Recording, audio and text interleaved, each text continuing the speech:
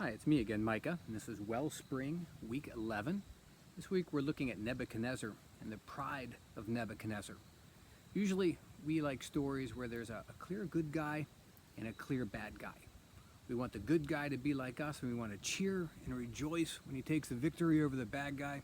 When we see the bad guy, we want to rejoice in his defeat. We want to shake our fist at him in anger, or just shake our heads at the stupidity of the villain. Well, oftentimes in Scripture, God does this thing where he shows us the bad guy. He allows us to shake our fist at him, get angry about him, and then he unveils the picture that he showed us and shows us that it's actually a mirror. For the story of Nebuchadnezzar in Daniel chapter 4, we see Nebuchadnezzar exalting himself pridefully, looking at all that has been accomplished and saying, "This has all been me." God responds to Nebuchadnezzar's pride by taking everything away from him. You're going to invite the players, and I invite you, to consider in what ways you've rejoiced in your own accomplishments as if they were all about you. Consider the scripture. Isaiah 10:15. Is the axe to boast itself over the one who chops with it? Is the saw to exalt itself over the one who wields it?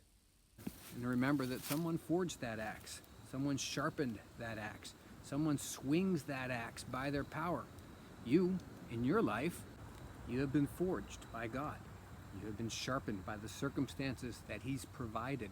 You have been swung by his power and his might to accomplish anything that you've done. This is why the scripture says, and ask the question, what do you have that you have not received?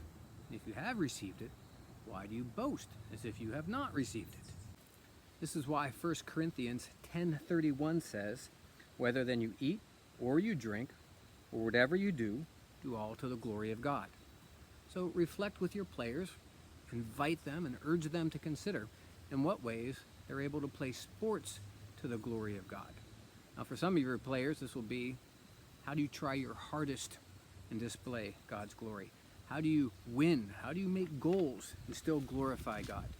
For other members of your team who don't play that often, who don't get to play, who aren't that skilled, it can be the question of, how do you fail for the glory of God?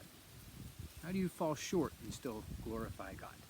It can be the question of, how do you stand the sideline and still glorify God? There's a strange balance that's found in the Christian life. On one hand, we have to work to walk this narrow road that when we succeed, we are to be humble. The other side is, when we stumble, how do we not completely lose heart? Or when we are failing, how do we completely not lose heart? When we're not measuring up, how do we completely not lose heart? Well, the answer is to see ourselves always in the light of God's power, his glory, his majesty, and in the light of grace.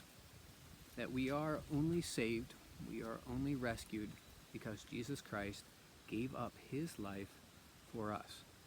So we have a salvation that's not based on our works. So we're never too prideful in our salvation or anything that we accomplish, because everything we have has come from him. When we stumble, when we fall short, we do not lose heart. That narrow path is Jesus Christ. He is the way, the truth, and the life. No one comes to the Father except through him. So when we fall short, we come back to the center, that is grace. When we excel, we come back to the center, which is grace. See this path, see this truth, see the righteousness of Christ yourself, and invite your teammates to see the same. This is Wellspring, week 11. May God bless you.